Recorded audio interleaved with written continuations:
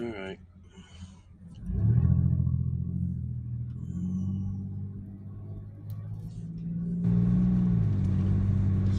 Find our way out of this nasty place.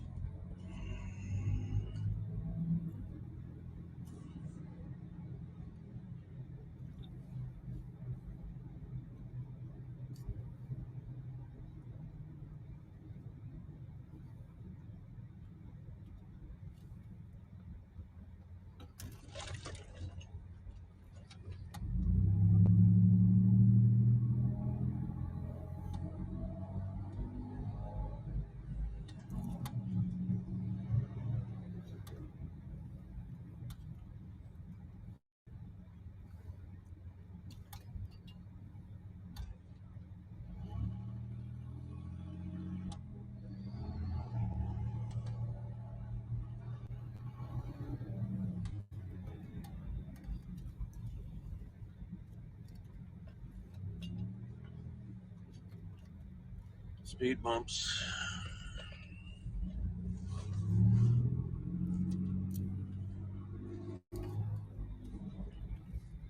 More speed bumps.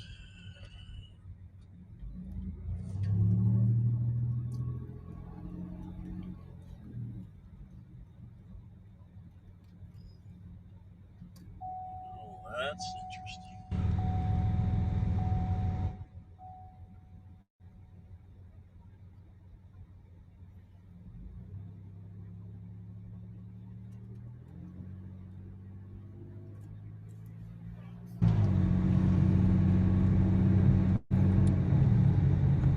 Okay, why is this app not starting?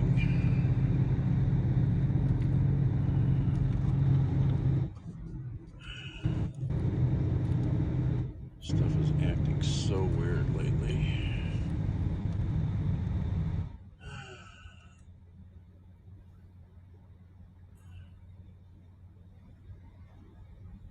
Hey, Baba. Oh, what a stupid morning so far.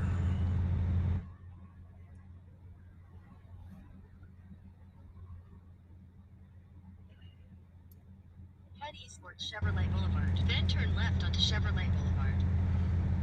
Turn left onto Chevrolet Boulevard. All right.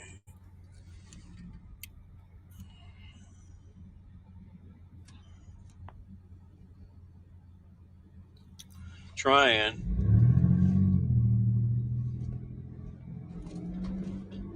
I missed one delivery.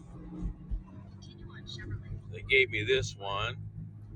I get to the Home Depot and the kid doesn't have a clue how to pull the orders up, so I lost all kinds of time there.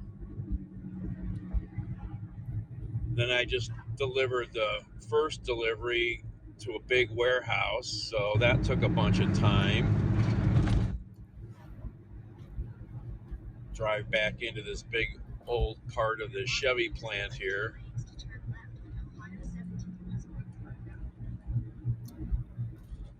Unload a whole bunch of junk. Now I've got 4 candy cane Christmas lights to deliver 25 miles away. Ridiculous.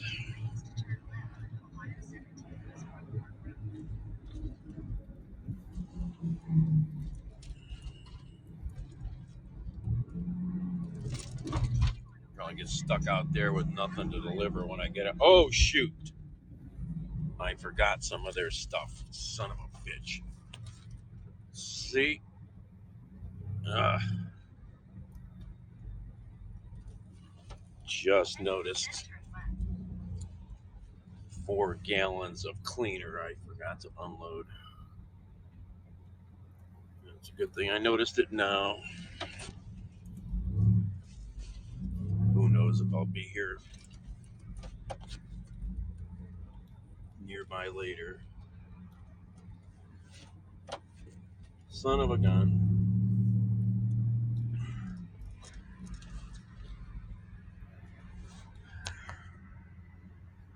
No, no, no. No, Cleveland used to have all kinds of auto plants. This is the GM stamping plant, I think. Used to be. I forget what they did here. This is on the west side of Cleveland, technically in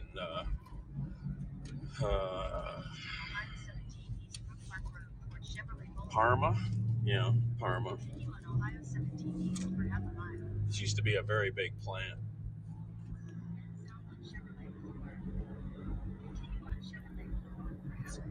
Little bit of work here, I guess. Not much. Maybe nothing. I don't know. Maybe nothing anymore. I think they still do something here. And then further west of me in Brook Park is the big old Ford the Ford engine plant. They still do some work there, but they've torn a big chunk of that property down.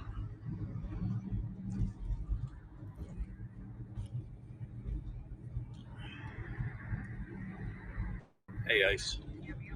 And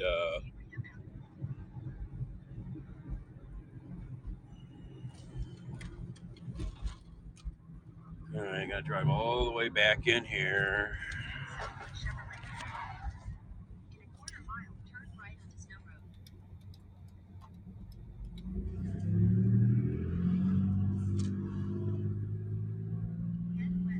Then on the east side of Cleveland, southeast side, they had used to be another big Ford plant out there.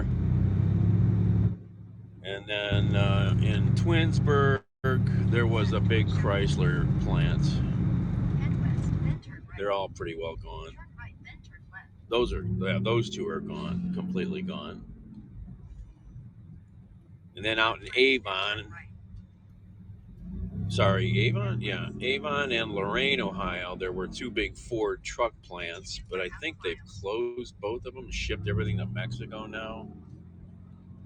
I don't know. Everything's changed. Lots of really good jobs gone.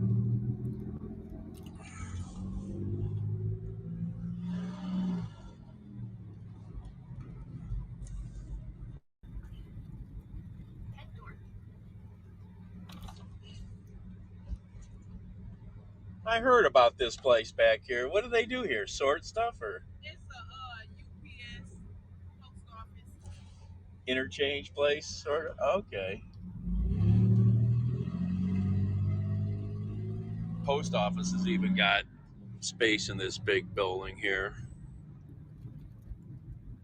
This is an old Chevy building here. It's just warehouse space now.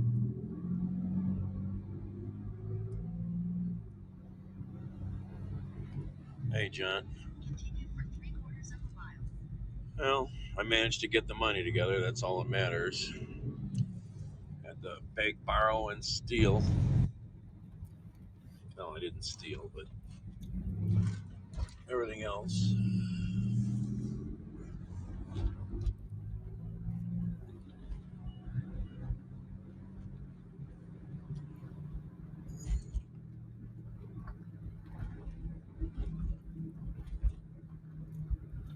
Yeah.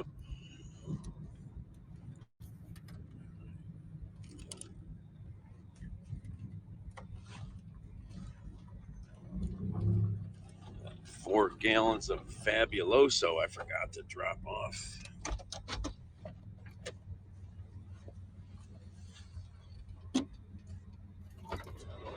Make sure I got everything else.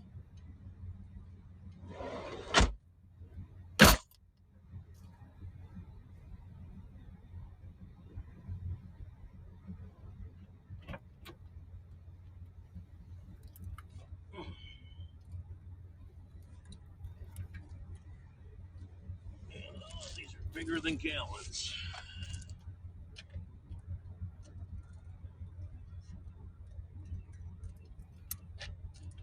2.5 gallons.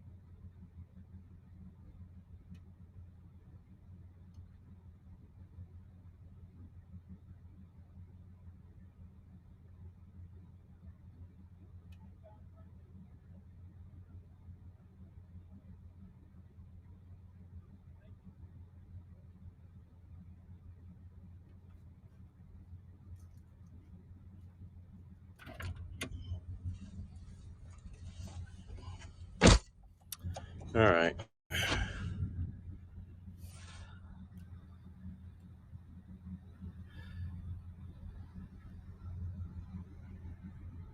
Fabuloso. It's a good cleaner. It really is. All right, let's get out of this big place again. Don't hit anything. I'm driving on the old railroad tracks. Oh my. I'm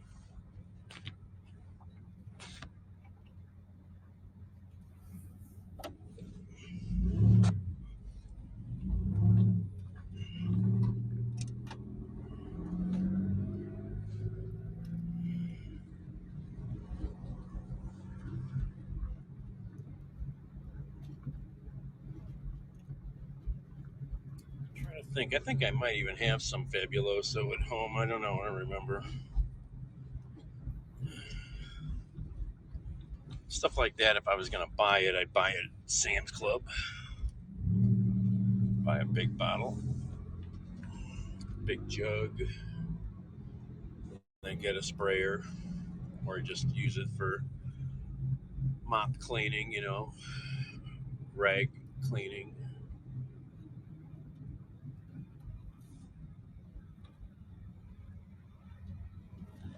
Head north.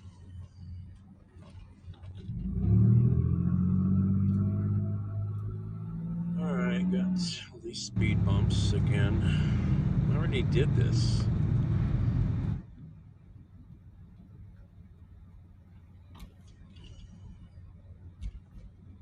Head south.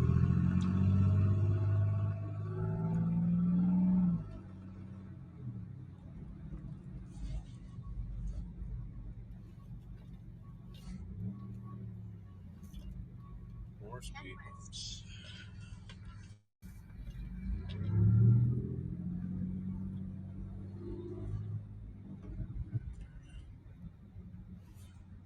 Wonder if my text message got received.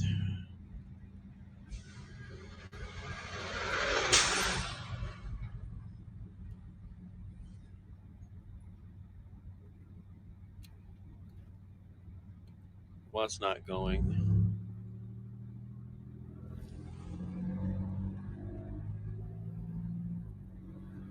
In 600 feet, turn right towards Chevrolet Boulevard.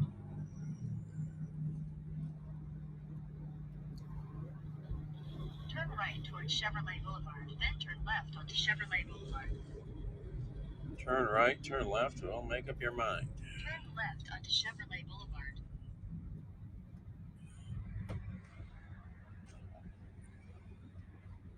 So that was over a mile back in and out of there.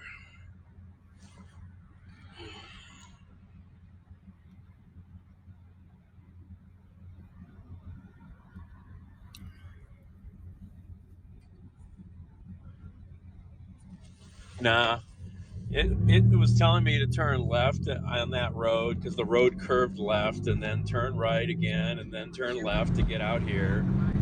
It knows every little thing sometimes. All right, now I got to drive way out to Lorain County. Just hope I can find a trip out there.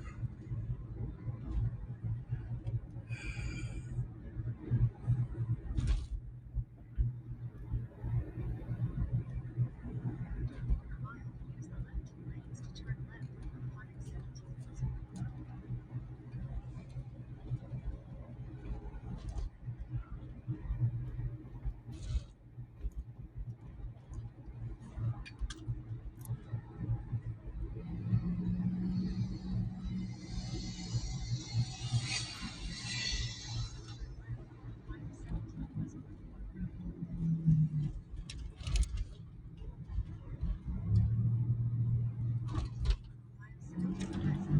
All right, we're finally back where we were.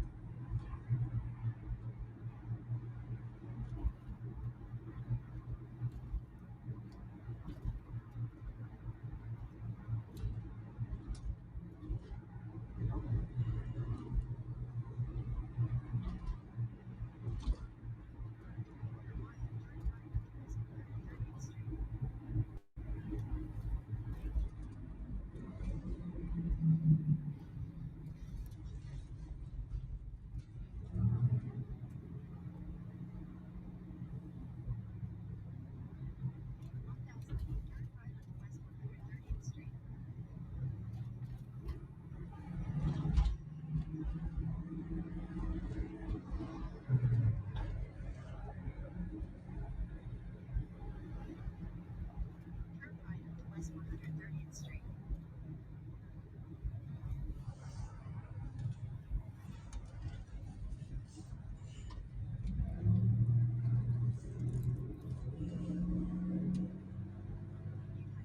Turn left onto the I-480 trail to Toledo.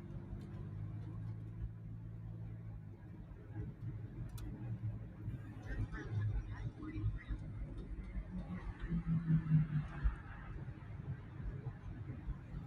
Oh, come on, car. You had plenty of time to turn. Plenty of time to turn. Where's that license plate from?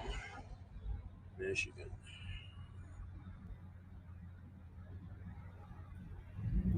Oh, yeah, it's getting 40s today. Got kind of warm enough yesterday. 50 tomorrow.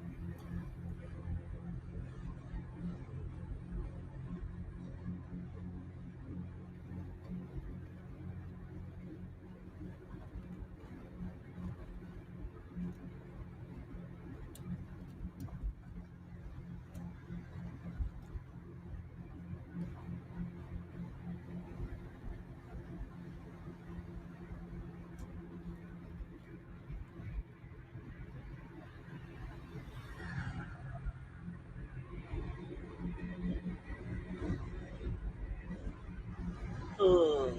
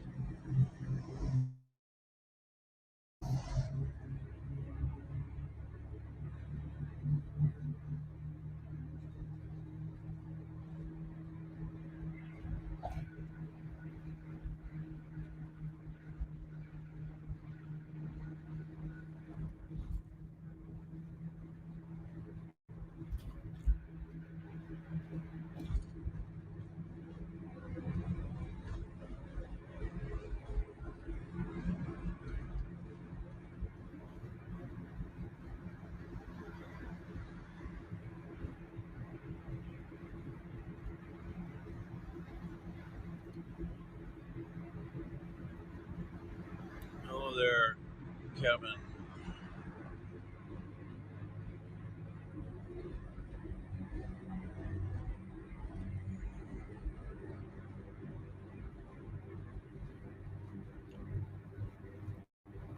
Oh.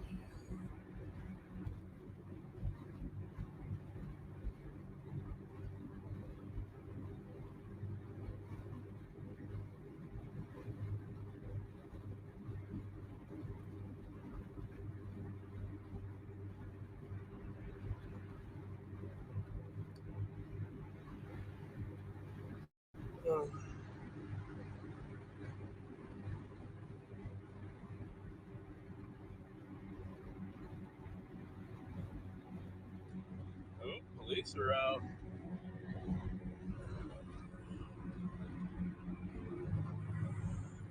They're on the other side.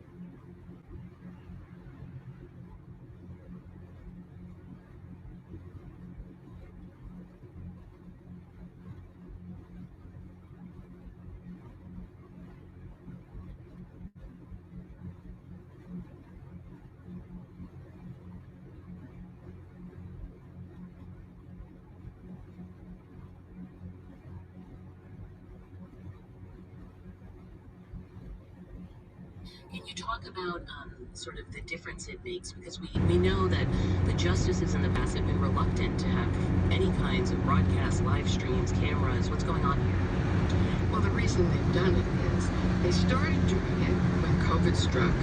Everybody was at home, including them. And they didn't want to be Zoom bombed. They were afraid because plenty of courts and judges have been Zoom bombed during proceedings. And that's when some sort of, like, let's call them rabble rouser jumps into a Zoom, right, that isn't password protected and makes trouble for whatever court. Some people may remember the kitty judge, but the judge who appeared suddenly looking like a cat, and he didn't do that to himself, somebody else did. So they didn't want that to happen, so they instead conducted the arguments, as they would put it, telephonically, I would put it by phone. And counsel were in their homes or their offices, and the justices were, most of them, at home, and they would just listen and ask questions. And it was rather stilted because they couldn't see each other, they couldn't figure out, you know, there was just no way to do that easily. So it was extremely stilted. Each justice, in order of seniority, got just a couple, 2-3 minutes. And when a couple of justices started hogging the time, the Chief Justice obviously had a little discussion with them because people started to write about it. So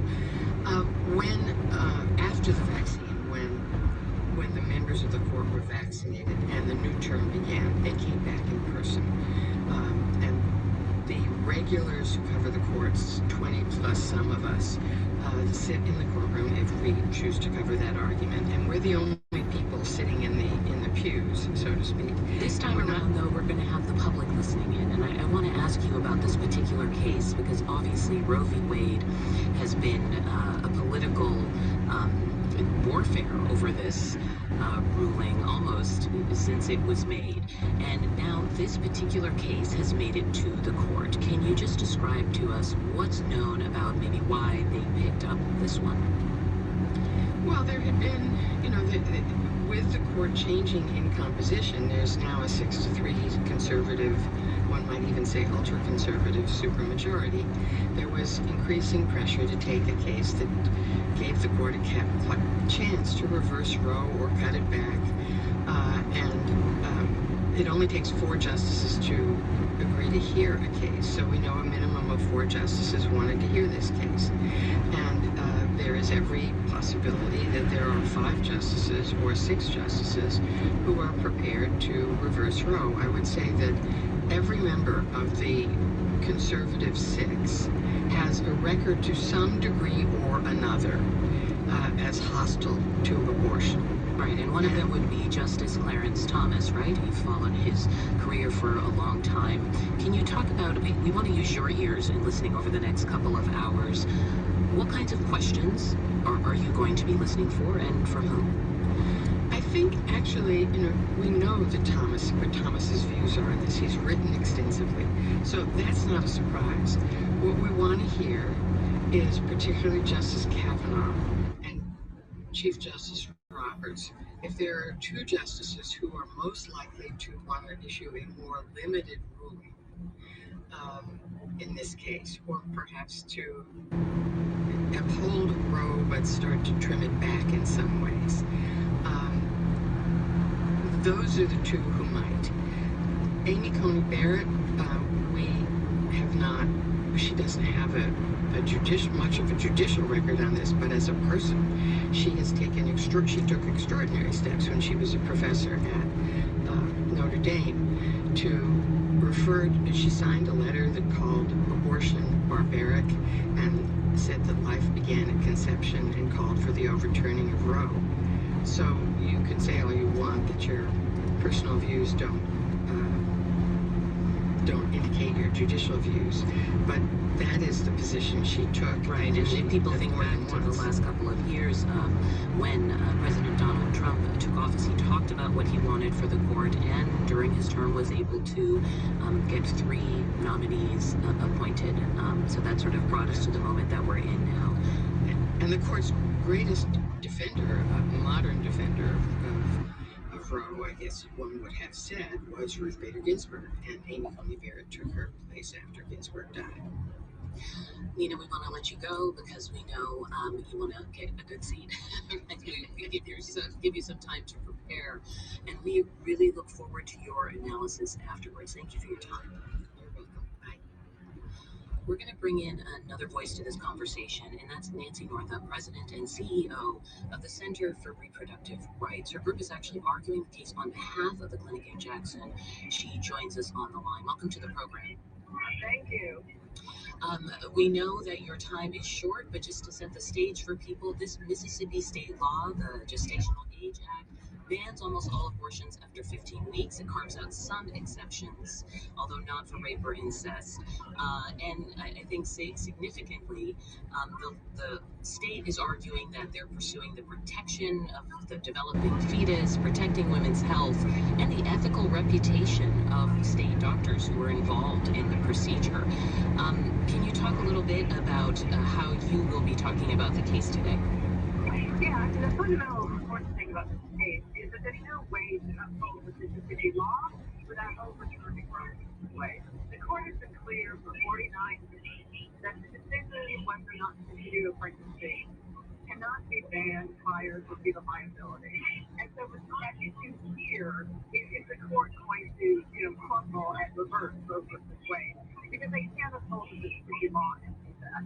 So it's so important, 1 in 4 women in the United States does make a decision, and the pregnancy is something that affects a huge part of the American population, and also is part of the protected liberties around our, personal lives and future. I wanted to hear because the crowd behind you is quite loud, which gets to my next question. What has been your message to them at this rally? Well, when I spoke at the rally this morning, I made clear to the supporters that are here that, they are part of a global movement for reproductive and sexual health rights. That we are standing up here as people are doing all across the world because the trend globally has been the liberalization of abortion laws. The past 25 years, 50 countries have liberalized their abortion laws. But right now, what's going on in the U.S. is backsliding, is against that global trend. And we're here to stand up and say we need to stay with what's been a law of the land here in the United States for almost 50 years. And it's so important to so many people across the nation. What questions are you going to be listening for? I know that there are some very specific kind of legal ideas in this case that are going to be questioned. One, perhaps maybe the undue burden test, the idea of does any given state law create an undue burden for women who are trying to get an abortion prior to viability? The idea of viability, I understand, is also something that's being talked about. And also just the idea of overturning a major ruling that has established a constitutional right. When you're going to be in court today, what are you listening for in terms of the justice's interest? So of course we'll be listening for all those things. Are they really pressing down against Mississippi about the precedent upon precedent, strong rule of law, and supporting Roe versus Wade? But we're also going to be listening for justices understand that this impacts rights for women in American life, and that it will impact people who already have a hard time accessing health care. So, almost half of the folks getting abortions in the United States today are living below the federal poverty line. So this is going to fall hard. Guess we know who they work for. Already have a hard time accessing health care, communities of color, people in rural communities, young people. And, does the court understand that this is a really important, real life issue for people across the United States? It's interesting that you brought this up because looking at the brief from the state of Mississippi, they've also said that the case Roe should be overturned because of the factual assumptions have changed, that they're somehow out of date, that in terms of the availability of contraception, women's economic autonomy, that these things have changed enough that maybe the things that we assumed about what women can access or people can access when it comes to abortion services should be questioned. It sounds like you see this as a key point as well. Well, yes, but completely to the opposite of what Mississippi is saying. It's the very fact that we have been able to control their reproductive lives and enable women to Here's our exit. in the social, economic, and political life of the nation. So, to say you can take away the fundamental rights. Anyway, I know this moment is coming for some time, correct? To be just given sort of how consistent those abortion rights have been in pushing legal challenges. But what do you think is particular about this moment? Well, yes, this is the fourth time the Center for Reproductive Rights before the Supreme Court defending abortion rights in the last 6 years. Strike down the Texas ban. What's different about this case today is that the court is looking for the first time since Roe at an actual pre-viability ban, and is being asked to overturn Roe versus Wade. And that makes it different than the other cases from the last several years. And we should know for people, viability meaning the ability of a fetus to survive outside of the womb. And this has kind of traditionally been talked about in terms of 22, 24 weeks. We're going to be listening for that term viability. What is your position on this? Well, our position is that the court should stand by that line, which they moved. Might lose you for a minute here. See if I can do this.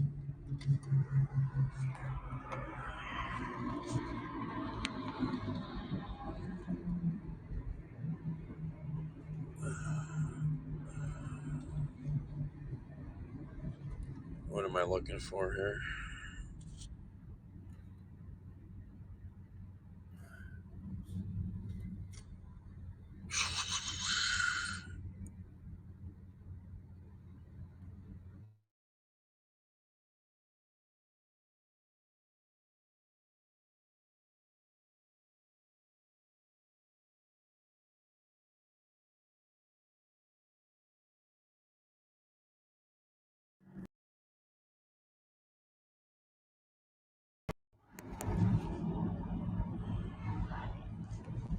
I have to end.